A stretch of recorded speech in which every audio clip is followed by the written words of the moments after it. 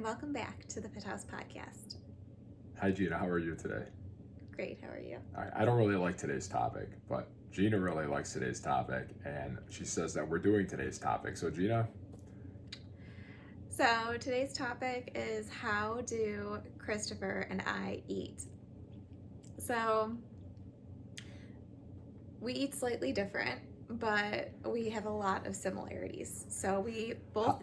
How did this even get brought up in the first place if this is going to be the topic this week? Because then I'm going to tell you why I hate it so much. Because you brought it up and I like the idea. I didn't bring it up. Yes, you did. I did not bring it up at all. You told Okay, me... you can't argue with me on camera. Are we not recording this then or no? Huh? You told me that somebody that you know that I know was asking you about this, and then you're the one who wanted to do it. What are you talking about? Oh. Oh.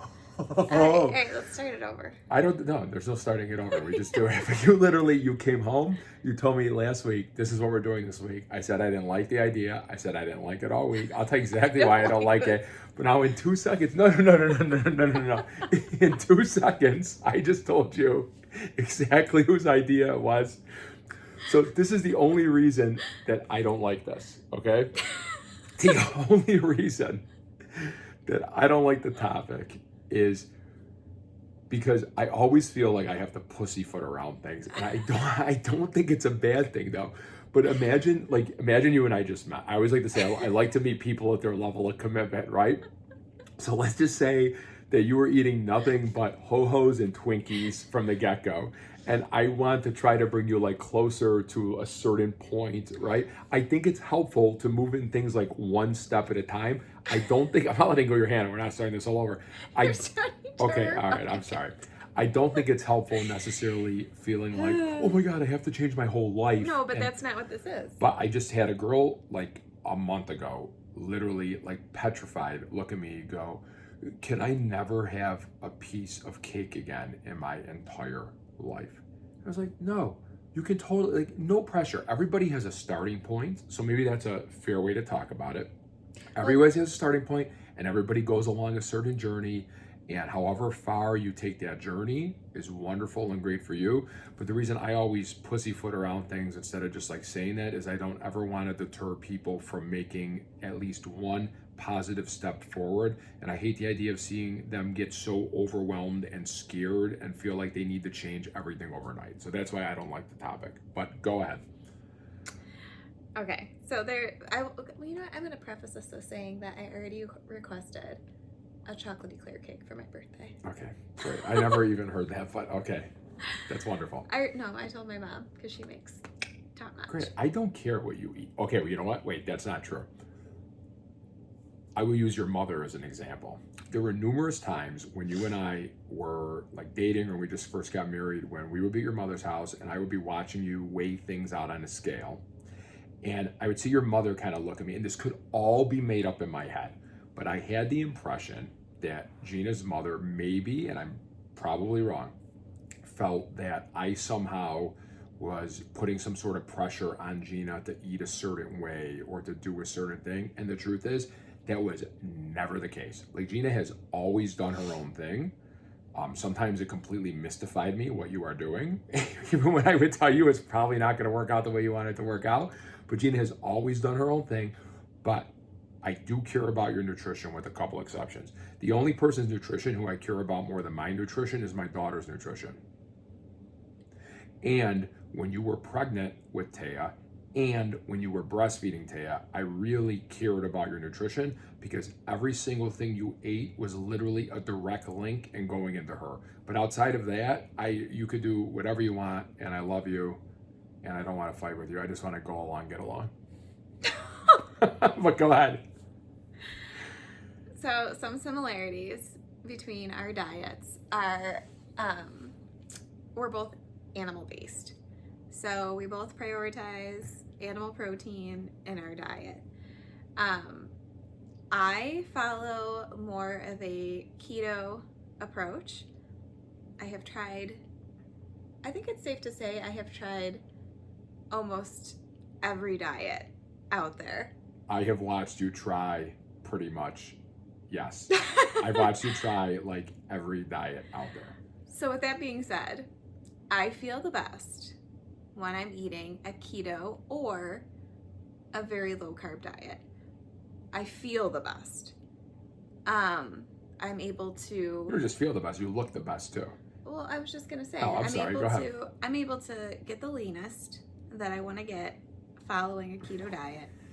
I'm able to still enjoy food, and I have, went back and I've tried to eat, moderate everything, and my body just does not do well like that. I feel best following a keto diet. I feel the best, prioritizing protein in my diet and fats, obviously. No, that's not obvious. Well, Because keto is. no, but that's not obvious because I cannot tell you the amount of people who say this to me very, very well intentioned. But since Teo was born, they make like jokes like, "Oh, you probably got her eating a ton of protein, and you got to prioritize her protein for," and like little jokes because I like to weightlift and I strength train and I eat a certain way. I do not prioritize protein with Taya. I prioritize fat with Taya. I do make sure she's getting enough protein, but there is something called an essential fatty acid, meaning they are essential for our life. There are things called essential amino acids, so substitute the word in protein instead. They are essential for our life. There is no such thing as an essential carbohydrate, whether that stings or not, because that used to sting me when I heard that. And I took that personally because I was brought up learning things a certain way and I was also schooled in a certain way. But the reality is there is no such thing as an essential carbohydrate. You can live a wonderfully healthy, long, amazing life without ever eating a carbohydrate again. And to be quite honest, 100% of people would live a healthier, longer, more amazing life if the only carbs they ever even looked at was like maybe a calendar with a picture of a cake on it for every month, and that's it. That doesn't amuse you. That was really long-winded. I thought that was funny. That's not to say like I am not the person that can eat, meat and vegetables and like, I don't know, insert like super healthy fat here. That is not my jam. I cannot eat like that for every meal and live a life of enjoyment. I get super creative with my meals. Some of the meals that I make, I'm sure would blow people away and be like, wow, like that's on like your plan, like that works for you. And I'll be like, yeah, like I get super creative and I can make pizzas and like, meatballs with pasta and stuff like that and like make it fit so it works for me.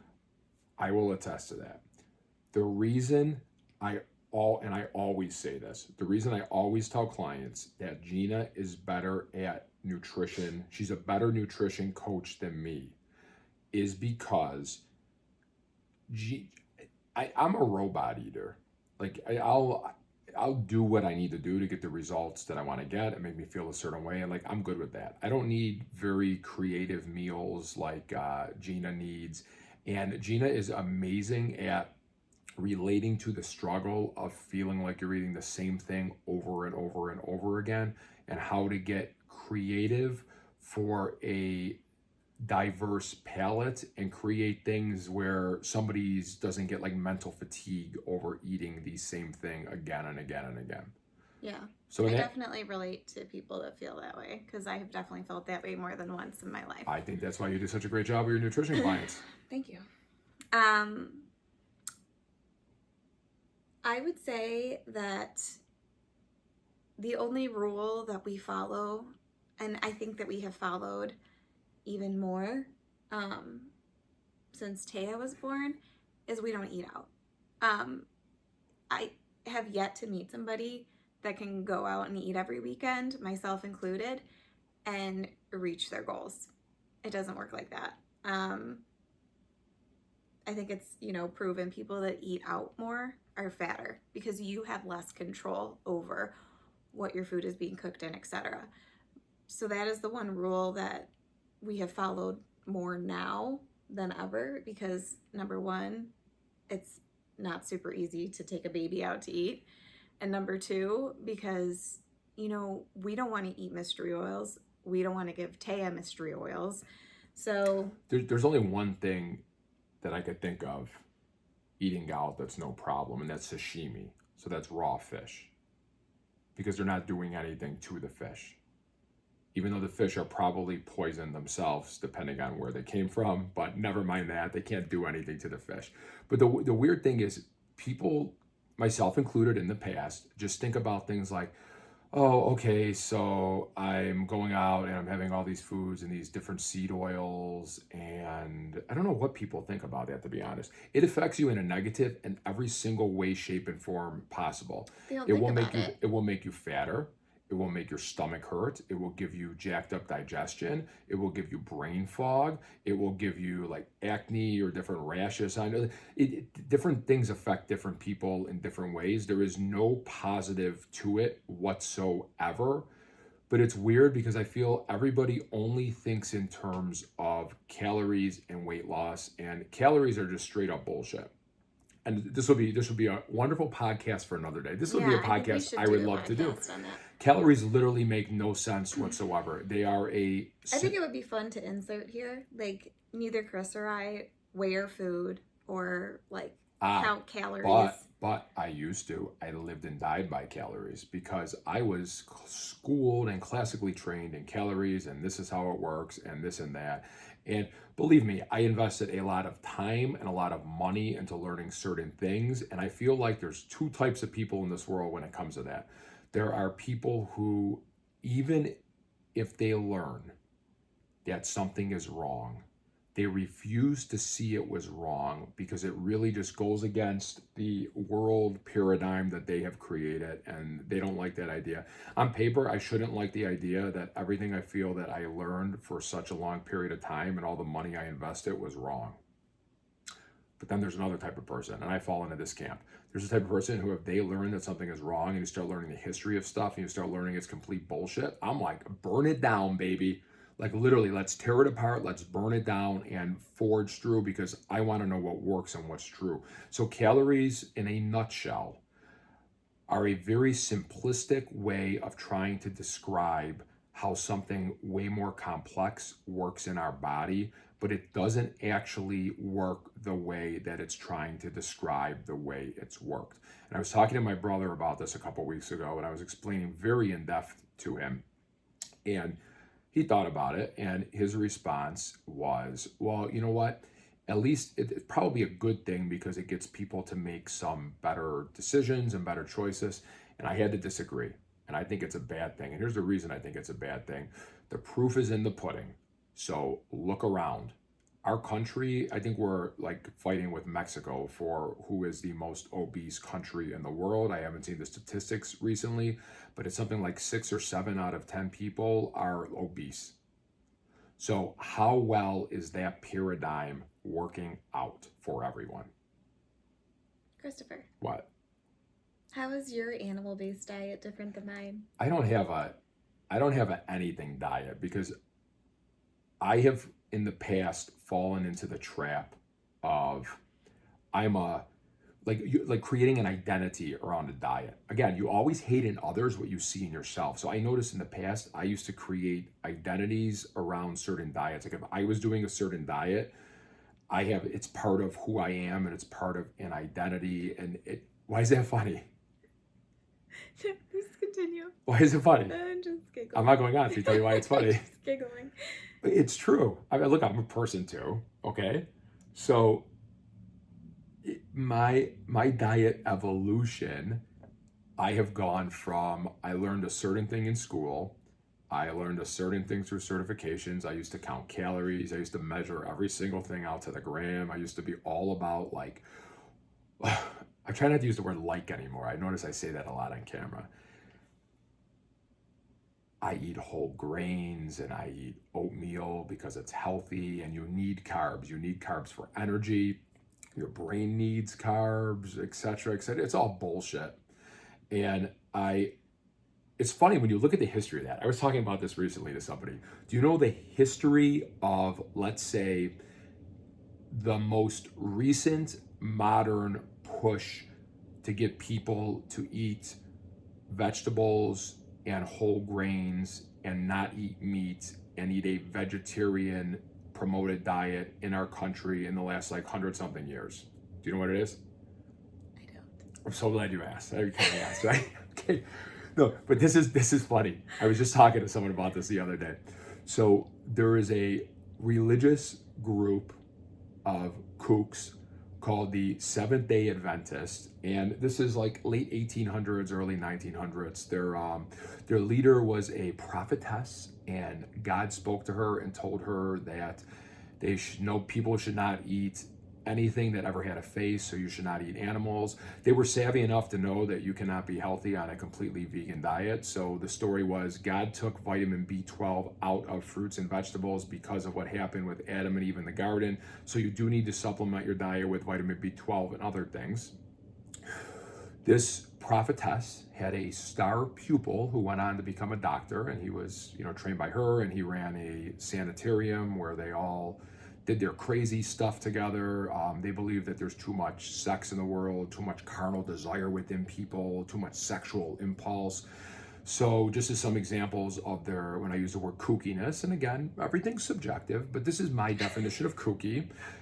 With the boys, they believe that there was too much carnal desire, so they used to put cages around their penis so they couldn't touch themselves.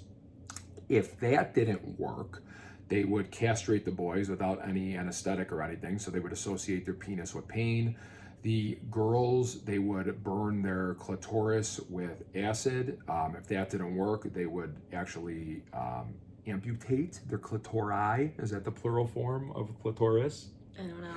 Okay, but sounds kind of crazy to me. And this prophetess wanted her star pupil, this doctor, to invent, actually something else. Do you know where it comes from?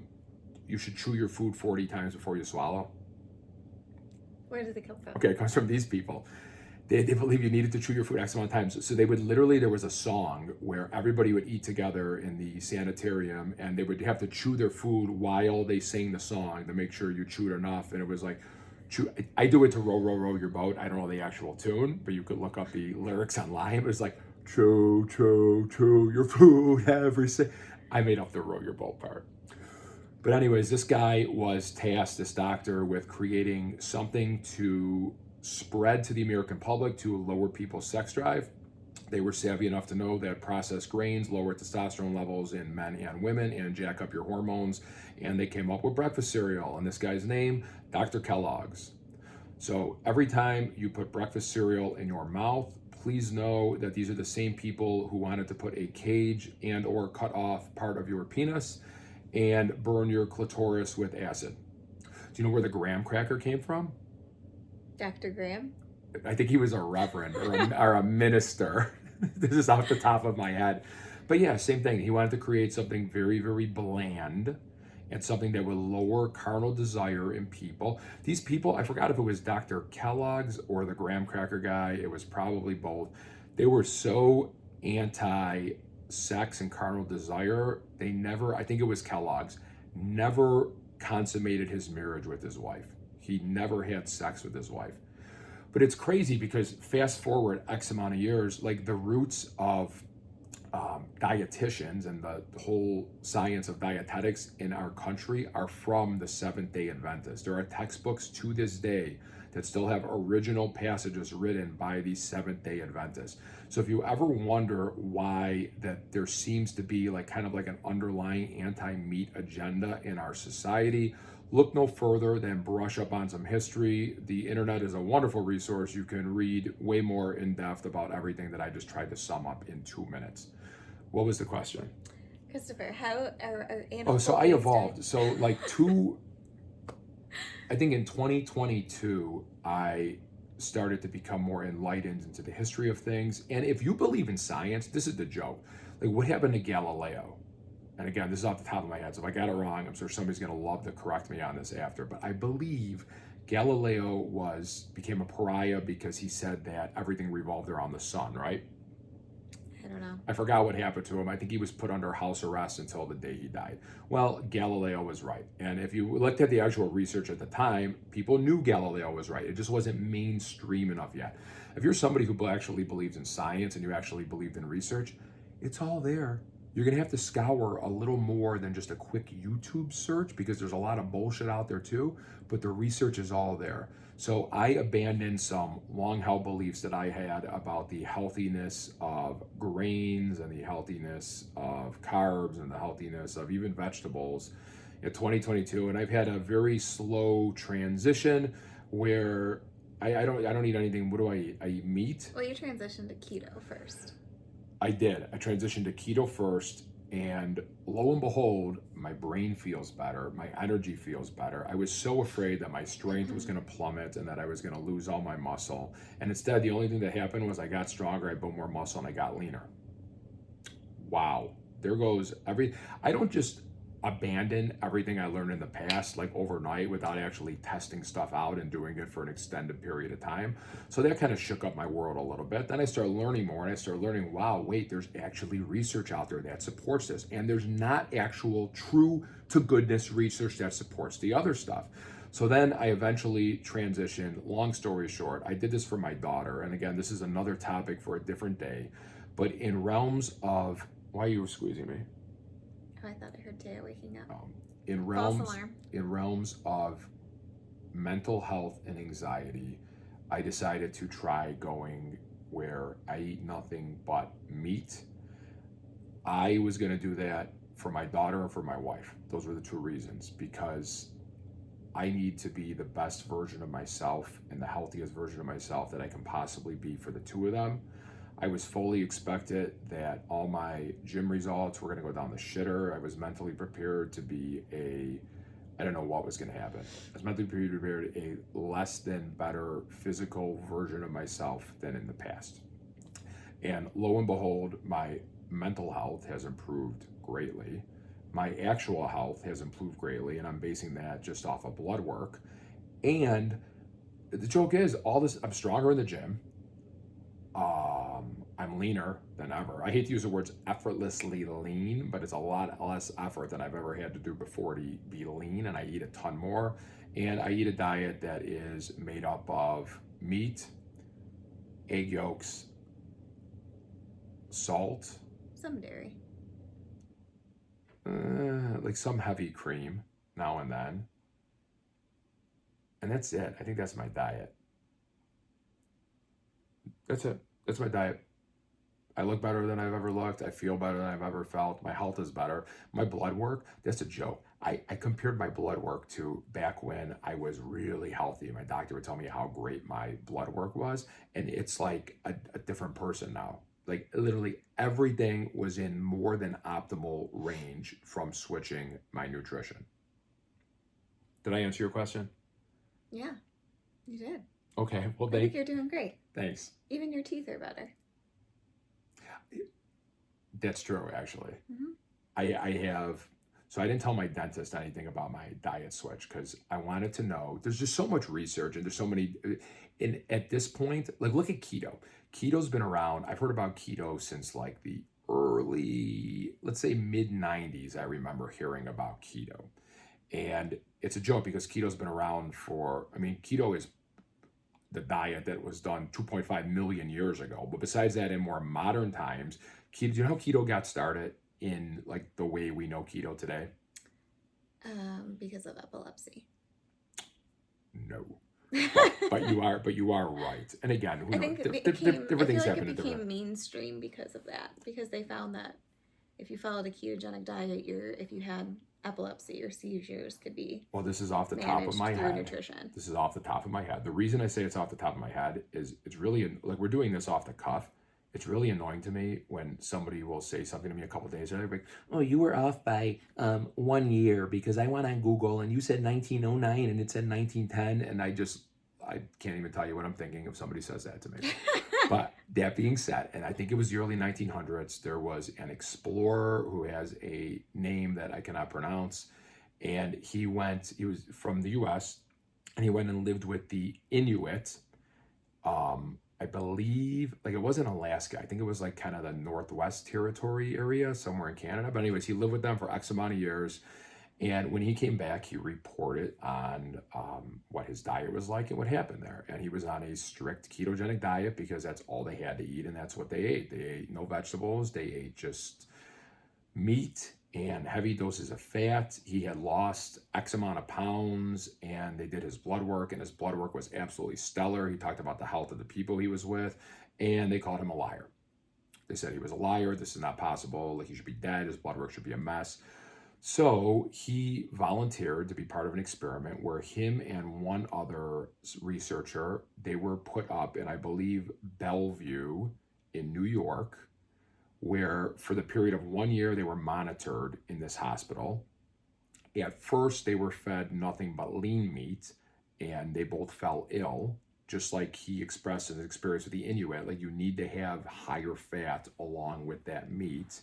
So they both got ill. Then they started giving them fattier meat, and they were both absolutely healthy. Their blood work was amazing. And again, this is like in modern times when people were saying, oh my God, like, keto's amazing for you. Now, then what you said, it was also used as a way to treat epilepsy. It's just our country's weird. Other countries aren't so weird about it. In our countries, people associate keto eating with Dr. Atkins was the mid 90s, very, very popular. And then keto it's all such Well, it takes so long to be. You know what I was reading about today? What? It takes like 60 years or something for things to become like mainstream practice. So something interesting I was listening to today, it was in a podcast. It was saying how they couldn't understand why the birth rates or babies dying or mothers dying was exponentially higher back in the day among OBs as opposed to midwives. And they learned that the difference was that between switching patients, the midwives used to wash their hands and the OBs were not practicing hand washing. So the OBs decided that maybe we're going to start practicing hand washing between our patients, between switching patients. And they noticed that they had less babies and mothers dying. But it took like 60 years to make that, just hand washing, to make that mainstream practice. I heard a scientist say this once, and it's a morbid statement, but he said something to the effect of, research and science progresses with the death of each scientist, meaning that there's people who hold on and cling to old beliefs, even though research is showing things are different, but it's not until those people die that the next generation can take over and further the research. Does that make sense? Mm-hmm. Yeah, I know you hate it when I say, does that make sense? That's why I said it. But you're right. So like keto was a pariah when I was in my late teens, early 20s. Dr. Atkins I believe he died in a freak accident. I think he slipped in a shower, something like that. But Someone's going to fact check you. Probably. If it wasn't him, it was somebody else that had to do with the keto diet. But I got a pretty good memory, though. You do. He has the best memory. I don't have the best memory, but I have a pretty good memory. But he never got to see his work validated, that he was right about everything. And the crazy thing is, the research they used to do on keto, this is just one example of what I was brought up with. So they would take two different people. They'd take me and Gina, right? Let's say we both eat regular, whatever you want to call, normal Western diet. So we both eat carbohydrates, proteins, fats. They would take me and they would put me on a keto diet and keep her on her diet. And they would have us both strength train, and then they would see what the results are at the end of 12 weeks. Well, at the end of 12 weeks, I'm going to be weaker and I'm going to have built less muscle and my results suck. Her results are going to be great. But they never gave me a chance to actually get fat adapted and get adapted to keto. Now, in the year 2024, so this is, if you want to go from the advent of modern keto, it's going to be 124 years approximately after it started becoming more mainstream, or even just from the 90s, it's a good 20 something years later. Now they'll compare somebody who is fat adapted versus somebody who is on a mixed diet, and they'll have them strength train for 12 weeks. Guess what happens? Every single instance that I've ever seen. They both build about the same amount of strength. Usually the keto group edges them out in muscle, but it's kind of negligible. But the keto group always loses body fat. They're always leaner. They always drop fat. Whereas the other group, and this is like big conversations for different days, but you made me think about it, that it takes so long for research. We saw a really good documentary before, and I would have to look up the name of it if anybody's interested, but it was about eating a low carbohydrate diet. And the documentary was made by a famous director. Do you remember this? I do. And his story, and correct me because this is very vague in my memory, but his story was something along the lines of his son, I think, had epilepsy or some sort of brain problem. And this is a director with millions of dollars. He would take his son to the best, where is Johns Hopkins a hospital? Mm-hmm. Where's that? I think that's in New York City. Okay, so I think it was Johns Hopkins. He would take him to the best hospital, whatever it was, and they could not help his son. His son would have seizures. And so he kind of gave up on the hospital, and he's trying to do research on his own. And then he was reading back about the keto diet from the early 1900s. And he says to the doctors, do you think this could work? Is this something we could try? And the doctors literally said to him something to the effect of, how could you do that to your son? They called it like child abuse. Yeah, oh yeah, they did. Yeah. It would be child abuse, depriving your son of eating carbohydrates or eating other motherfucker. Like, you know what child abuse would be? Child abuse would be allowing your kid to have seizures when there's something you could do to prevent that. So this... You know what I think people get really scared about when it comes to keto?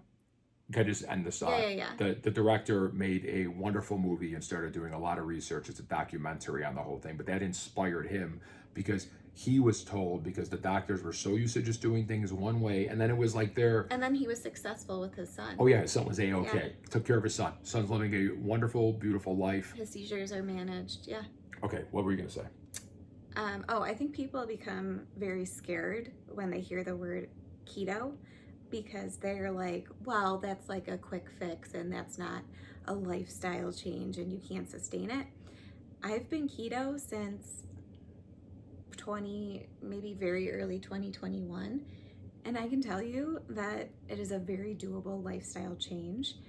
There are so many options nowadays that are keto. There's so many different recipes that you can use. I am a recipe queen to make things work, to make things taste good, to make things for not just you, but your entire family. And I know that's a big struggle with moms, is because unless you are raising a baby, like we are, and we, want to feed her a certain way, unless you're doing that from infancy, the rest of your family is going to be very not willing to like jump right into the way that you're eating. So keto is a very diverse way to include your entire family into like one meal. You always tell me I'm not blunt enough. So yes, that's true. I'm feeling very inspired right now to be very blunt, but very understanding as well. So tell me how I do. Okay. If someone's going to work with me nutritionally, and I don't work with anybody, I have 2 nutrition clients, and that's not for lack of people wanting to nutrition me. I refuse to take any new nutrition clients right now. I love my 2 nutrition clients. One of them, I tried. One of them does very well with me because we connect and his mind is really open to all of the information that we're sharing right here. And he is a pleasure to work with. So I'm happy to share this information with him. And the other one is an absolute rock star. This would be a story that inspires people for another day. She has always struggled with, she would lose X amount of weight, put X amount of weight on, lose X amount of weight, put X amount of weight on. So at the end of when we were closed for COVID, when the gyms reopened, I sat down with her, I'm like, we gotta come up with a new plan. She's very, very inspired by strength. So instead of talking about we're eating to lose weight, we're gonna lose this stuff, don't squeeze me, I hate that. I love you. I know it's going long. Somebody could stop watching if they want. Taya's not up. It's very distracting. I have an appointment. I have to leave. Oh, you have an appointment? You got to leave in Yes. 5 minutes? Okay, I'll be very, very quick. So we made a pact. We were only going to talk about strength. She's very inspired by strength. We're just going to talk about eating to get stronger and not eating things that will make her weaker. In doing that, we could do another podcast on this another day. She ended up losing I think it was 20, 30 pounds. And then she was inspired to do more with her nutrition. So long story short, I met her at her level of participation and then we moved forward. Here's the part where I'm going to be blunt. Carbs are not good for you. End of story. I will point you in the direction of infinite amount of research to back it up. It just is what it is. Maybe they could have been okay for you at one point in time in the world. At today's point in the world, they're not. That being said, you don't have to cut carbs out. And this is the part I'm saying I want to be understanding. If somebody's over here today and they're eating a ridiculously high carb processed food diet, and this is like keto in this corner or whatever, if they start to make some slow steps over here, they are going to improve their health, they're going to improve their brain, they're going to improve every aspect of their life. Just like with training, some people may never be on the bodybuilding training 5 days a week weightlifting plan. Okay, who cares? You don't have to be. That's not your goal. The point is move in the right direction. And how far you take it is up to you, but you would be amazed. When you start to get healthier, you start to feel better. And it goes hand in hand.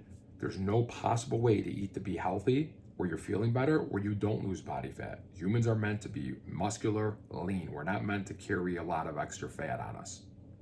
So there's no possible way to do that and move in that direction and then not start to feel good and want to make different choices. So Gina, rewind really quick before we wrap this up. When you and I first met, the way you were eating, did you ever think you would be eating the way you're eating today? No. And that was a process of how many years? 10, Wow. almost 10. Never in a billion years did I think that I would abandon my traditional whole grain, carb, heart healthy diet and be where I am today. But as you make long-term sustainable changes over time, you move further and further ahead towards health. So if I'm going to feel good about this topic at all today that I did not feel good about even doing in the first place, Gina, I will do it on this note. I think someone is successful as long as they are taking steps to move them towards their goal, but as long as they're taking the right steps. So one thing that I find very beneficial is looking to the history of things. Do you want to find yourself on the side of history of Dr. Kellogg's and their clitori burning, penis castrating crew? Or do you want to find yourself on the history of Galileo, but a happier ending? Is that okay? Sounds good to me. Whatever, it made me laugh. Well, I enjoyed chatting with you, Gina. I enjoyed chatting with you. I'm gonna go look up. I won't ever squeeze his arm again. I'm literally going to look up Galileo right now and make sure that I got my story straight on him. And who slipped in the shower and died?